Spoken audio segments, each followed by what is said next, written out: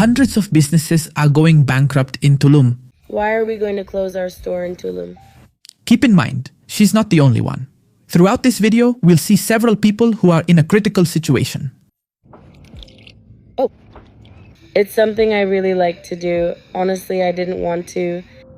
And I think I put it off for many months. But there aren't any people. There aren't any people. There's no one to sell to. There aren't any people. There aren't any people in the hotel district. There aren't any people buying on the beach.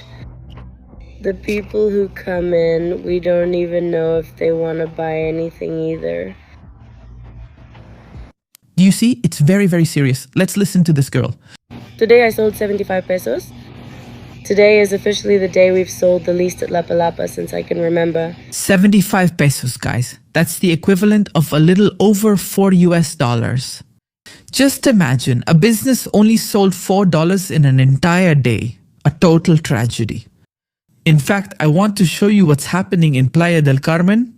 Here we go with the first one. That little Mexican place over there closed and moved here, but it still didn't make it. Business closed. Well, I'm going to show you videos. Store for rent. Do you see it? So this was Fifth Avenue, which is essentially what I have. Look, another store closed. And there's a lot of people coming and going on Fifth Avenue. Okay, so you get an idea. Fifth Avenue is a tourist corridor. It's a street that's usually crowded with thousands of tourists every day in Playa del Carmen. It's pretty much the main area.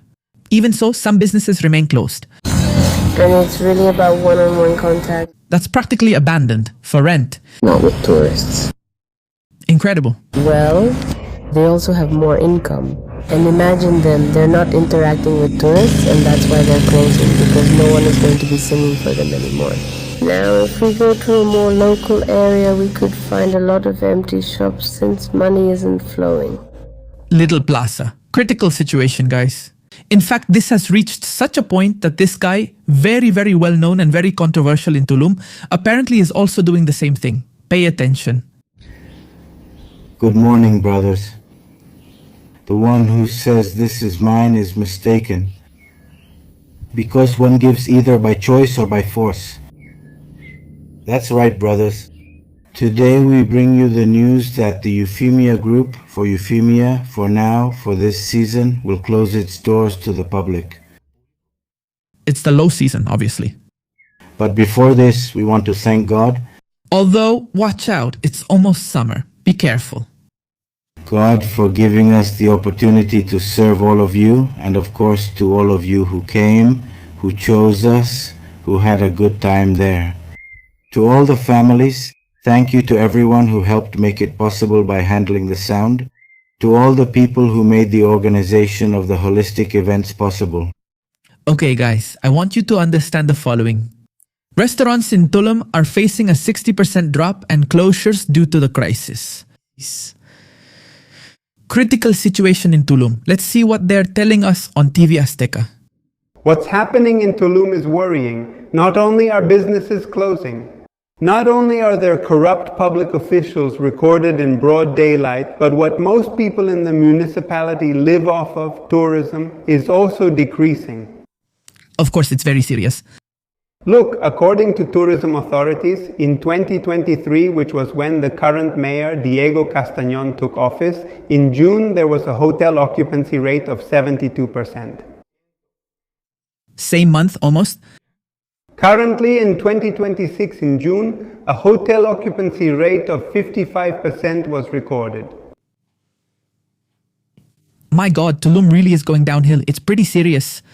I mean, there was a 23% decrease in just 3 years during Diego Castañón's administration. And it's concerning that a world-class destination, which used to host events with people from all over the world, is going through such a rough patch. That the municipal government is literally doing nothing to stop it. The streets are in terrible condition. But guys, who is surprised? It's just that in Tulum, unfortunately, they brought this on themselves. These are the consequences. You reap what you sow. That's what has happened to Tulum. Yes, Tulum was a destination with a lot of potential, but they managed to ruin it. charging totally absurd, senseless, exorbitant prices with a terrible infrastructure. That's the reality. And to top it off, trying to scam you on every corner. Let me remind you, that's the first thing. What a tourist sees, their first experience when arriving in the Mexican Caribbean, is being scammed. Basically, they're scammed by these famous taxi drivers. Incredible. I mean, you're arriving at the airport and the first thing that happens to you is that you get scammed. Well, obviously it's only natural, people don't want to come back. Let's continue. There are no more events, and citizens point out this bad decision of not proposing anything to help the town return to what it used to be. An international tourist destination. Let's see. A lot of things need to change for it to become what it once was. A whole lot of things.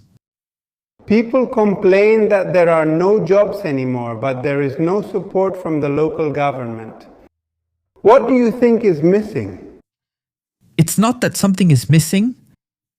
Tulum has a fundamental problem. Bam, that's the reality. Going to Tulum isn't really the experience many people think it is. And when tourists go, they end up realizing the truth. And they no longer want to come back, they no longer want to return. That's the problem with Tulum. In fact, the vast majority of tourists who end up coming back to the Riviera Maya go either to Cancun or to a hotel in the Riviera Maya, but to Tulum, no. That's where the problem is. And that's if anyone even comes in, because one person a day doesn't seem normal to me. I mean, one person a day would come into his business in Tulum. that doesn't seem normal to me. It's not. After 1,000 spiritual cleansings of the place, 1,000 burnings of incense and copal, and all the good intentions we tried to put into the store, well, no, it just didn't work. This is the reality. We had to make a decision. I waited as long as I could, and well, right now it's the low season. I can't find a better time to get out of there. I know I could wait until the high season, but it's going to be the same as last year. I'll wait for the high season. There are a lot of people, not like previous years, of course not, because now I feel like a different kind of clientele is coming. Do you see? I mean, yes, the high season will come back, but it's not the same as in previous years. But, well, it's the same. Those weeks will give you enough to get by for a few more months, and then again. So, of course, that's the problem. You have a few good weeks, and the rest of the year, what then? A ghost town. That's what happens in Tulum. I preferred to spend all my energy, all my effort on something that I see could have more of a future. Instead of trying to make something work that I just don't see working anymore, I just don't see it happening.